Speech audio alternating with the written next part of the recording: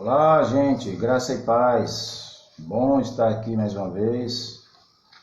Eu quero passar alguns minutos com você, tentando entender um pouco da palavra de Deus. Quero louvar ao Senhor porque a sua igreja tem espalhado o Evangelho aqui na terra desde o princípio, desde quando o Senhor Jesus esteve na terra, que orientou os seus seguidores, vindo assim já essa ordem do Antigo Testamento, e ela se expandiu de maneira tal que chegou até as nossas vidas, Nós hoje estamos aqui fazendo parte de uma igreja por causa do magnífico poder do nosso eterno Deus. Eu quero agora, com muita alegria, refletir num texto da palavra de Deus, um texto magnífico, onde Deus tem falado muito com a gente, Deus tem, de maneira magnífica, nos alertado sempre através da sua palavra, e o Senhor vai continuar fazendo isso, porque Ele é bom, porque a sua bondade estende de geração a geração. E nesta oportunidade, eu quero trabalhar um tema com você. O clamor de um povo sofrido. É isso, o clamor de um povo sofrido. Sofrimento é uma coisa interessante. Nos dias de hoje, está batendo forte em muitas portas, está nos nossos dias, está assustando, as pessoas.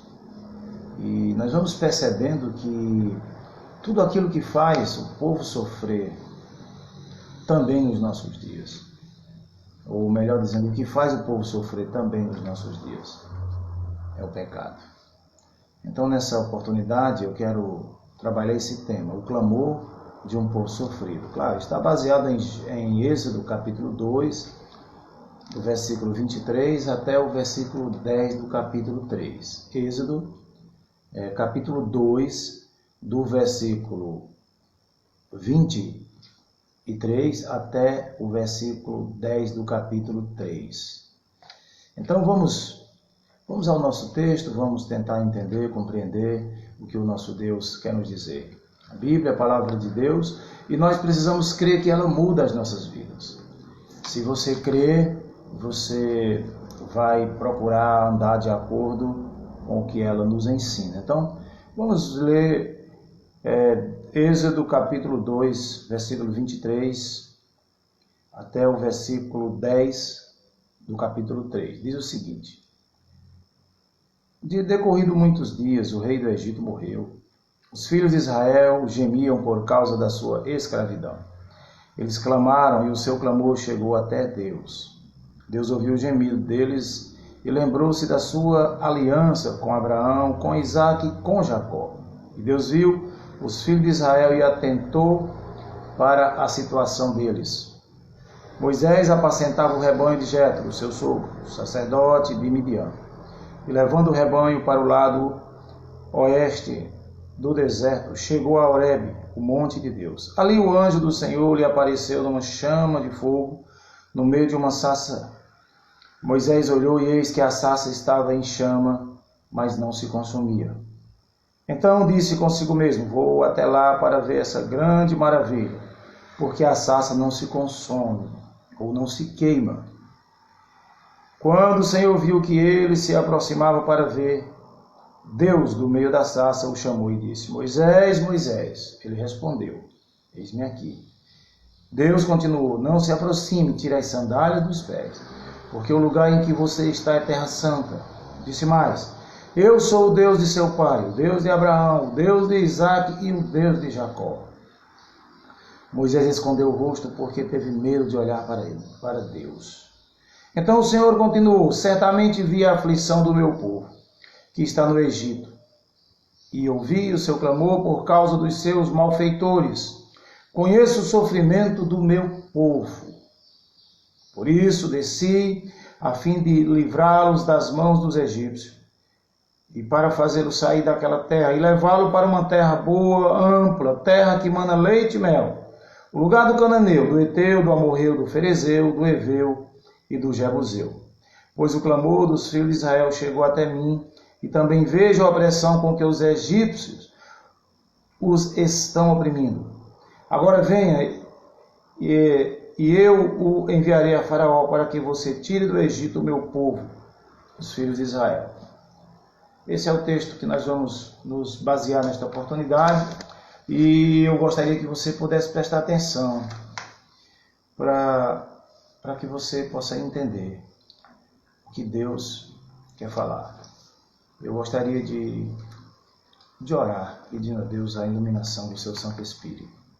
Bendito Senhor, nós te louvamos e te exaltamos, pois a tua palavra é verdadeira, é eficaz e corta mais do que uma espada de 2 gumes. Então eu clamo ao Senhor que venha cortar os nossos corações com a tua espada afiada, que é a tua palavra. Ilumina nossas vidas, ilumina cada coração, em nome de Jesus. Amém. Pois bem, amados, o clamor de um povo sofrido. Bom, nós vamos falar e precisamos lembrar um pouco que o povo de Israel tinha sido levado por José para morar no Egito. E o tempo foi passando, José cuidou daquele povo, porque naquela época havia uma fome muito grande. Foram 7 anos de muita fartura, mas também 7 anos de muita fome. E o mundo inteiro dependia do Egito. José estava lá com o seu povo. Mas chegou um dia, um momento em que José morreu e o novo faraó já não conhecia José, e aí ele começou a perceber que a promessa de Deus se cumpria ali no povo de Israel, e o povo crescia bastante, o povo se desenvolvia de maneira maravilhosa.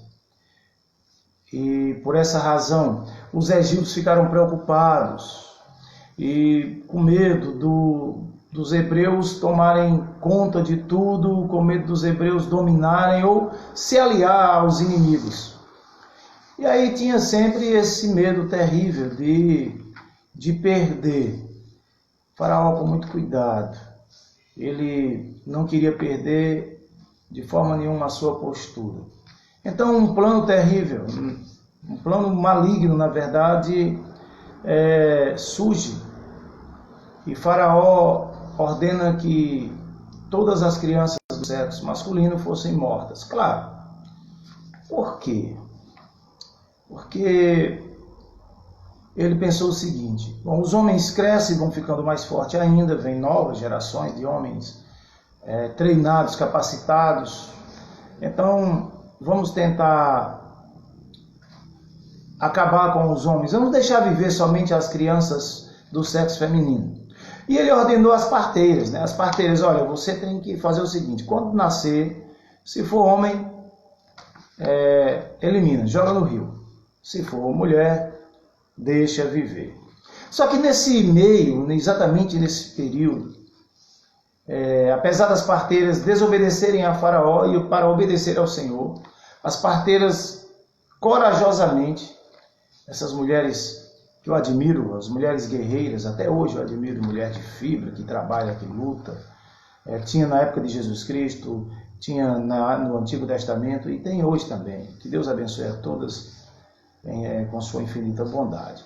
Mas eu quero destacar essas parteiras que não aceitaram a ordem de Faraó, não tiveram medo de serem punidas, porque preferiram obedecer a Deus.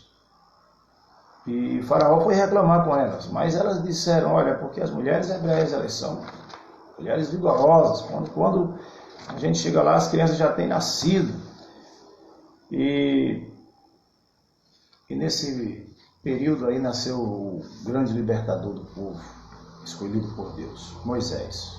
E agora, como Moisés vai permanecer vivo a vontade de Deus prevalece, pois os seus planos não podem ser mudados nem frustrados, disse Jó, no capítulo 42. Mas aí, meus amados irmãos, o menino tinha um destaque, era um menino bonito. Diz a Bíblia que era um menino formoso, um menino que chamava atenção. Conseguiram esconder esse menino durante 3 meses. Depois de 3 meses, já não foi mais possível. Então, o menino é colocado em um cesto muito bem tapado, né? Aqueles buraquinhos, os buraquinhos foram calafetados, como diz a Bíblia, né? Na verdade, eles taparam mesmo para que não entrasse água e foi colocado ali no meio dos juncos. E a irmã de Moisés ficou olhando o seu irmãozinho ali, com certeza preocupada. O que vai acontecer com o meu irmão? E ela ficou de longe vigiando. As filhas de Faraó, uma filha de Faraó que tinha ido tomar banho, viu e olhou no cestinho, estava lá aquela criança. Ela tirou ali aquele menino e a irmã de Moisés, que estava de longe, se aproxima e diz: olha, se a senhora quiser, eu posso chamar alguém para cuidar da criança. E ela ordenou que fosse chamar, e ela chamou a própria mãe de Moisés. A mãe de Moisés cuidou do seu filho, educou o seu filho, ensinou sobre o verdadeiro Deus, os costumes dos hebreus, e ainda ganhou um salário para isso. Mas, quando o menino cresceu, ela teve que devolver para a filha de Faraó, que essa o adotou como filho, né? E aí Moisés foi criado, passou um período lá dentro do Egito, como fazendo parte da família de Faraó. Depois o tempo passou, Moisés teve que fugir do Egito, porque viu um egípcio ferindo um dos hebreus, ele se doeu com aquilo, não concordou com aquela atitude e terminou ferindo o homem, e o homem morreu. E por conta disso ele fugiu. Ele tinha 40 anos, passou mais 40 anos distante do Egito e não podia mais voltar, porque esse faraó ficou muito furioso com ele. E assim ele estava lá nas terras de Midian, já casado, quando Deus fala com Moisés. Mas eu quero chamar a sua atenção agora, já para fazer uma aplicação para os nossos corações. Assim como Deus tinha planos para Moisés, Ele tem para você também. Você sabia disso? Que Deus tem plano para a sua vida? Por que será que você está vivo até hoje? Por que será? É porque, sem sombras de dúvidas, o Senhor tem um projeto para a sua vida. Eu disse no culto, no domingo passado aqui na nossa igreja, eu disse o seguinte, que quando eu era pequeno, e acredito que muitos da minha geração, principalmente aqui na nossa região, havia muitas crianças pequenas que faleciam. Era interessante isso. Nós chamávamos de anjinhos, né? E hoje eu fico pensando, por que nós estamos vivos? Você já parou para pensar por que você está vivo? Por que você não morreu quando criança? É porque Deus tem planos. Se você observar, todas as crianças da época de Moisés, todos os meninos, tinham que morrer porque era a ordem do Egito, do sistema egípcio. Mas Moisés, Deus havia escolhido, planejado para ser o libertador do povo, e ele não permitiu. Então, se você está vivo, é porque você tem uma missão aqui na Terra, tem um projeto que você precisa realizar pelo glorioso Deus. Você quer pensar nisso junto comigo? Às vezes eu ficava meia-noite pensando, por que eu estou vivo mesmo? Meu querido, é porque o Senhor tem plano para você. Ele quer que você realize uma obra. Nós percebemos aqui do versículo 23 ao 25 que agora Deus ouviu o clamor, o gemido do povo de Israel, sendo maltratado pelos egípcios. E o texto vai dizer que Deus decidiu livrar aquele povo. Mas para decidir livrar aquele povo, ele precisava que alguém estivesse lá. E esse alguém era Moisés, que nasceu exatamente num período em que as crianças do sexo masculino tinham sido todas ordenadas a morrer. O plano satânico de Faraó para tentar interditar os planos do nosso eterno Deus. Bom, ele não conseguiu, você sabe a história, eu também, porque ninguém impede o agir de Deus. Isaías disse, agindo Deus, quem impedirá? Então o gemido e o clamor dos israelitas brotaram em meio aos sofrimentos causados pelo sistema egípcio. Eles sofriam bastante, trabalhavam, e os feitores cruéis, e o povo massacrava ali. E Deus ouviu, Deus diz bem claro que chegou até ele o clamor do povo. E Deus sempre atento às suas promessas. Deus cumpre suas promessas com tanta excelência que não tem nem como explicarmos essa maneira de Deus agir para cumprir as suas promessas em prol do homem. O texto diz que Deus agiu, que Deus ouviu e ele decidiu livrar. Vou livrar, a decisão magnífica de Deus, né?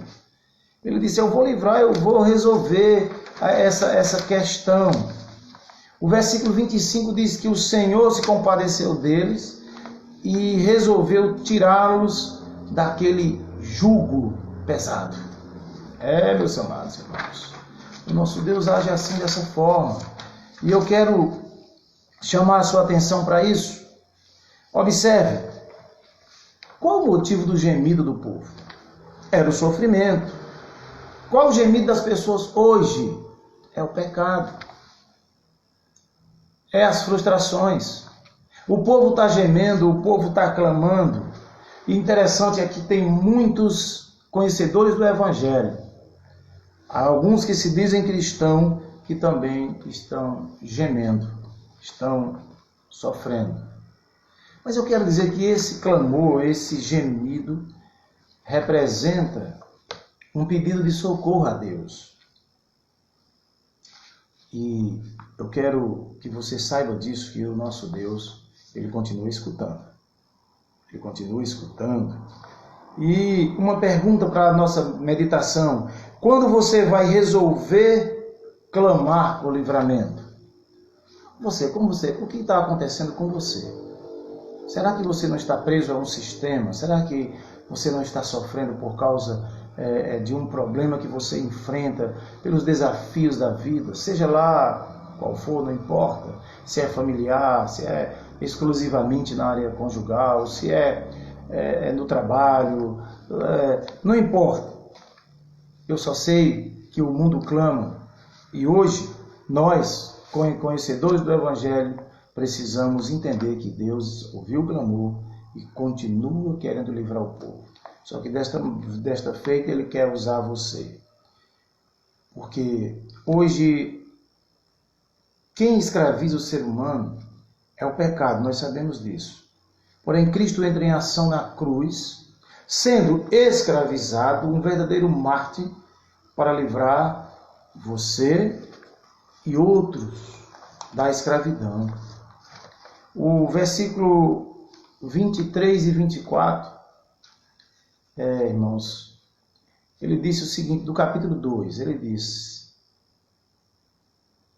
decorrido muitos dias, o rei do Egito morreu, os filhos de Israel gemiam por causa da escravidão, eles clamaram e o seu clamor chegou até Deus. Deus ouviu o gemido deles, lembrou-se da sua aliança com Abraão, com Isaque e com Jacó.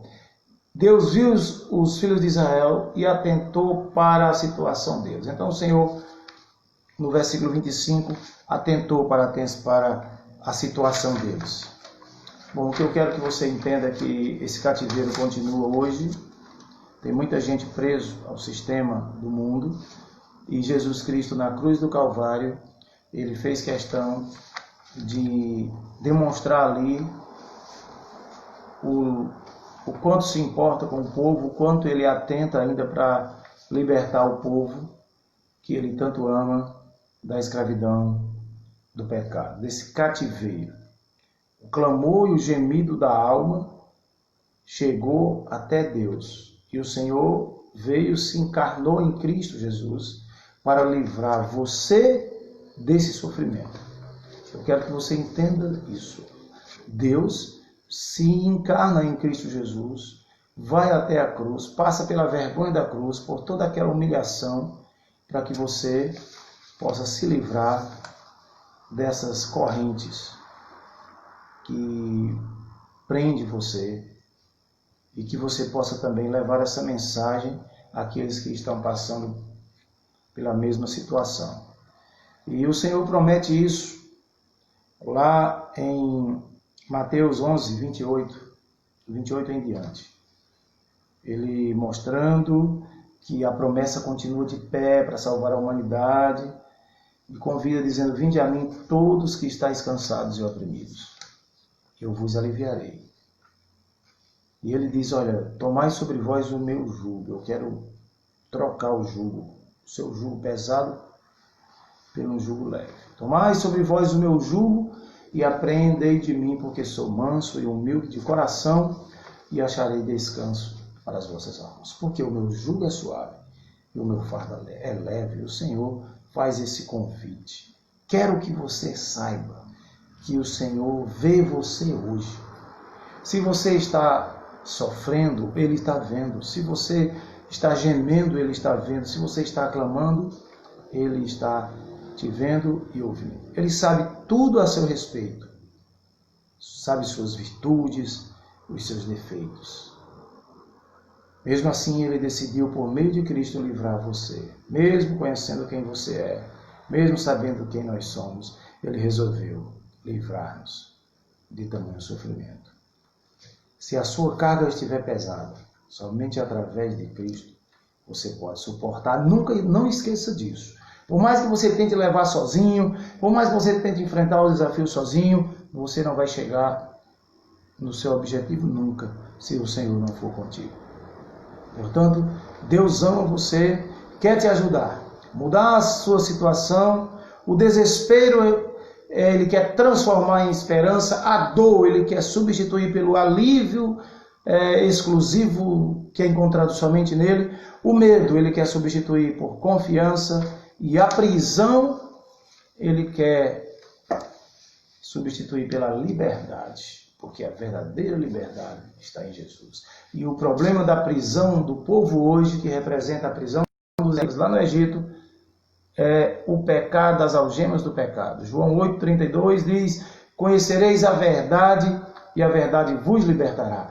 Porque o povo está iludidos com as mentiras, algemados as inverdades. Mas o Senhor disse: conhecendo a verdade, ela liberta.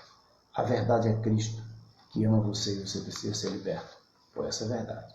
No capítulo 3, do versículo 1 até o versículo 10, nós vamos perceber a preocupação de Deus com o seu povo. E aí vai ter também o chamado de Moisés. A razão por que Moisés não morreu, porque Moisés não foi morto naquela época, porque Deus tinha um plano. Então Moisés foi surpreendido com o Senhor quando chegou lá no Monte Horebe e viu que aquele mato, que é chamado de sarça, uma planta, ela estava no meio das chamas, mas ela não se consumia. E percebe também a santidade de Deus. Moisés reconhece a santidade de Deus. E nós percebemos que quando Moisés ele ficou surpreso, ele foi olhar aquilo ali, ele foi ver porque aquela sarça não se consumia. Moisés apacentava o rebanho, versículo 1 do capítulo 3, de Jetro, o seu sogro, sacerdote de Midian, e levando o rebanho para o lado oeste do deserto, chegou a Horebe, o monte de Deus. Ali o anjo do Senhor lhe apareceu numa chama de fogo no meio de uma sarça. Moisés olhou e eis que a sarça estava em chamas, mas não se consumia. Então disse consigo mesmo: vou até lá para ver essa grande maravilha. porque a sarça não se queima. Você viu que coisa interessante? Deixa eu fazer uma pergunta aqui. Você já ficou maravilhado com Deus? Você já percebeu assim as maravilhas de Deus de perto na sua vida? Se você nunca percebeu isso, olha, busque entender tudo isso. Porque Moisés ficou maravilhado no Monte Horebe, com aquele espetáculo maravilhoso. Tudo lhe chamou a atenção. Eu sei que você já ficou admirado com muitas coisas, porque eu também já fiquei. Mas muitas vezes nós não ficamos atentos, maravilhados com a sublime ação de Cristo na cruz do Calvário.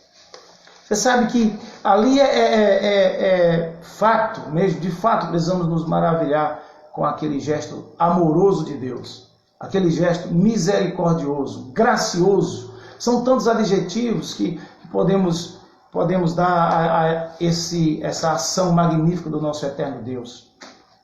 Nós nos maravilhamos com notícias, com catástrofes, com tantas coisas.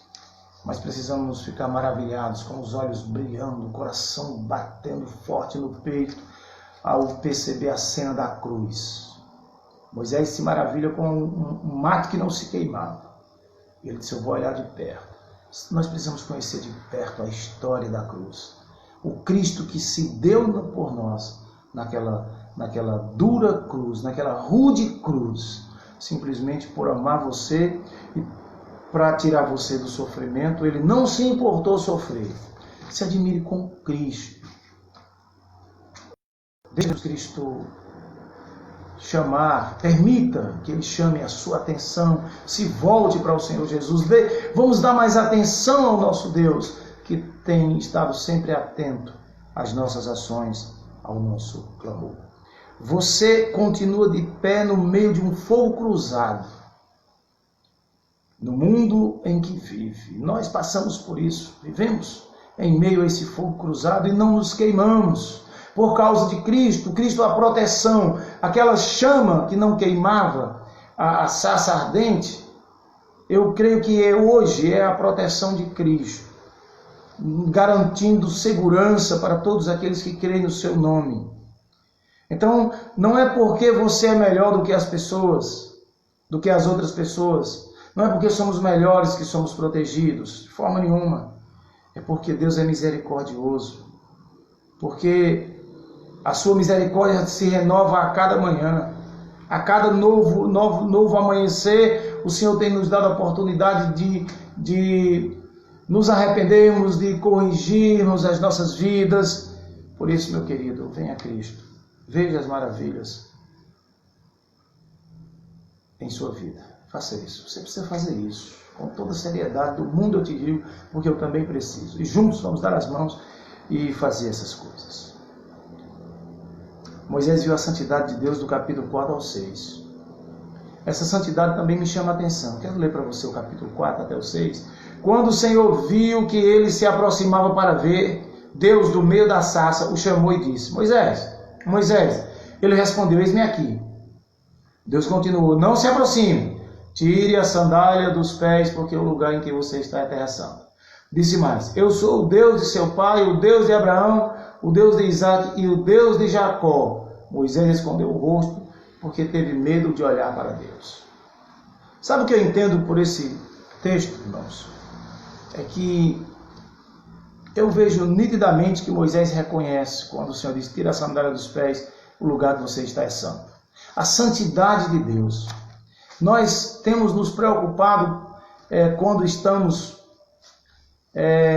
com exclusividade na presença de Deus para adorar. Tira a sandália dos pés, o lugar é santo. Eu quero chamar a sua atenção para o lugar de culto, o santuário do Senhor. Apesar de hoje, o santuário de Cristo é o nosso coração. Então ele precisa estar sempre limpo. Ele precisa ser cuidado, né? Já que o seu coração é a casa de Deus, é o santuário de Deus, é o santo dos santos. Tudo bem, eu compreendo isso por causa de Cristo, pela presença do Espírito Santo em nossas vidas. Mas eu quero chamar a atenção porque muitas vezes nós não temos se importado com isso. Não temos entrado na casa de Deus, no templo para adorar o Senhor como deveríamos. Às vezes a reverência está longe de todos nós e nós entramos na presença de Deus para adorar de qualquer jeito. Muitas vezes até mal vestidos. Eu fico olhando como nós tememos muitas vezes as pessoas, as repartições aqui na terra, respeitando as autoridades, os homens que estão liderando de alguma forma. E eu quero dizer que isso não é feio e não é errado. Nós precisamos sim respeitar os ambientes, sim, claro, ter postura de cidadão. E temos feito isso em hospitais, concordo plenamente. No fórum, no cartório, concordo plenamente. Diante das autoridades humanas, concordo. Mas muitas vezes relaxamos demais diante da santidade de Deus. Observe Isaías, capítulo 6. A Bíblia diz que os anjos, eles voavam. Isaías disse na sua visão que viu o Senhor num grande e sublime trono, e a glória de Deus enchia todo aquele lugar, né, de uma maneira espetacular. E os anjos, eles tinham 6 asas. Com 2 ele tapavam os olhos para não olhar para a santidade de Deus. Moisés escondeu o rosto aqui também.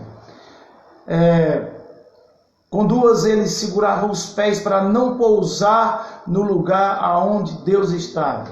Com 2 ele voava ali, reverenciando o Senhor.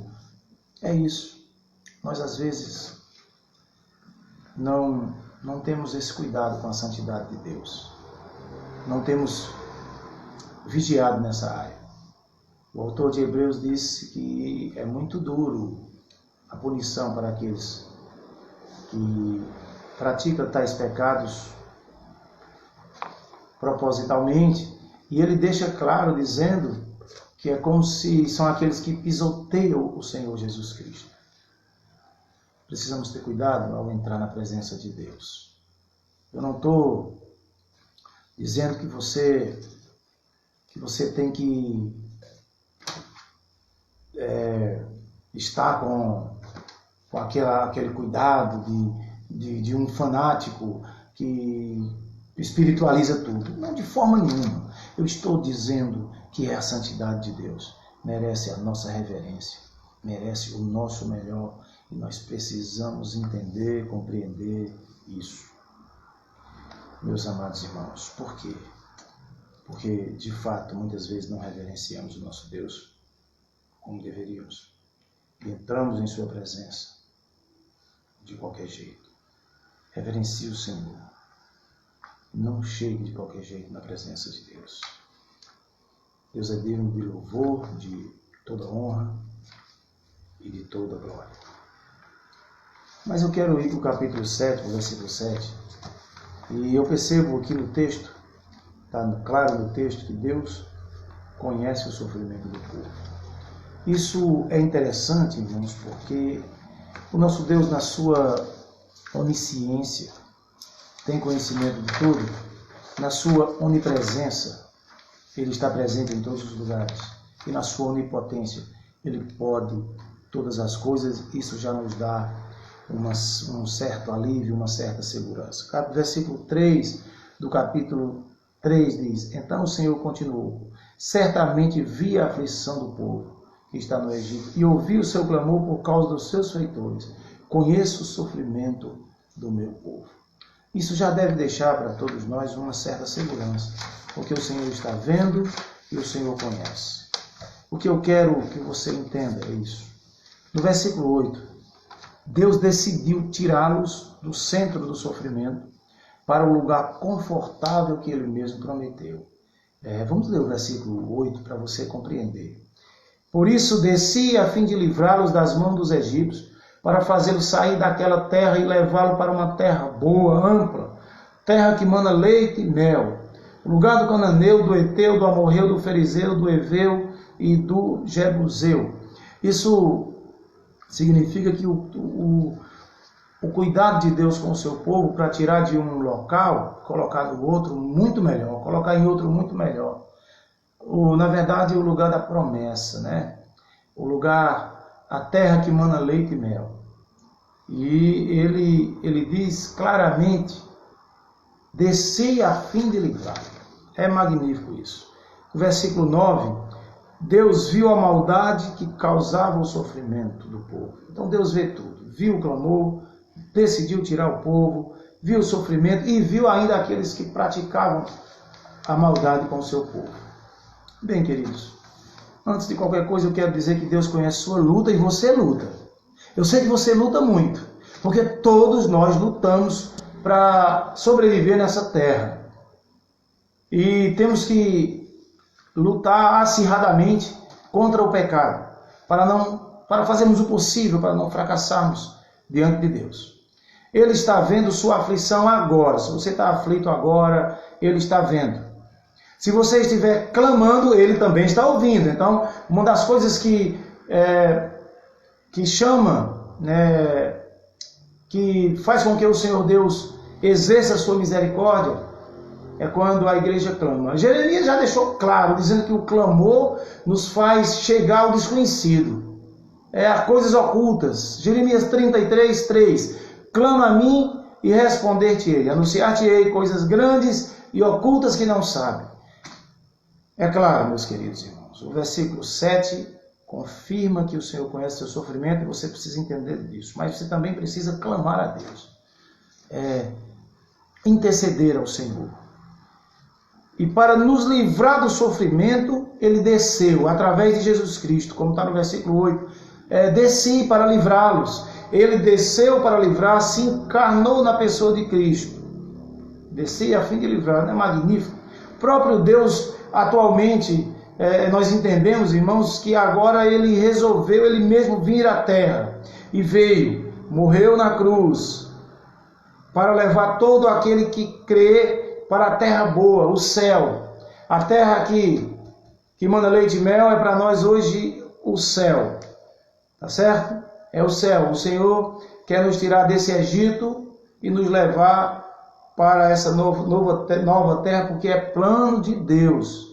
É plano do Senhor arrancar do sofrimento, nos arrancar do sofrimento para o lugar da promessa. Promessa que hoje faz parte daqueles que creem no Senhor Jesus. O Senhor está vendo também o que causa o sofrimento em nós. O Senhor está vendo. O que é que causa? Bom, vamos orar. Vamos clamar para que Ele elimine também. Veja que o texto diz que o Senhor está vendo quem maltrata o povo do Egito. Se você estiver sendo maltratado por alguém, o Senhor está vendo. Isso é magnífico. E Ele está vendo se é o pecado, se é a sua teimosia que está te maltratando. Ele está vendo se é a tua desobediência. Meu amado irmão, minha querida irmã, o Senhor está vendo tudo isso. E por isso que Ele vai te abençoar, como disse o apóstolo Paulo, segundo o poder que opera em você. Porque Ele está vendo tudo.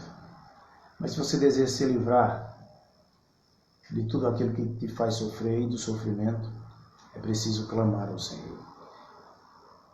Pense nisso, irmãos. Pena que muitas vezes você não obedece. Às vezes nós não obedecemos aquele que olha para nós com um olhar de amor e compaixão. E às vezes a nossa resposta é uma resposta ingrata. Em Mateus capítulo 9, versículo 36, para provar que Ele tem compaixão, Jesus olhou e viu a multidão e teve compaixão daquela multidão.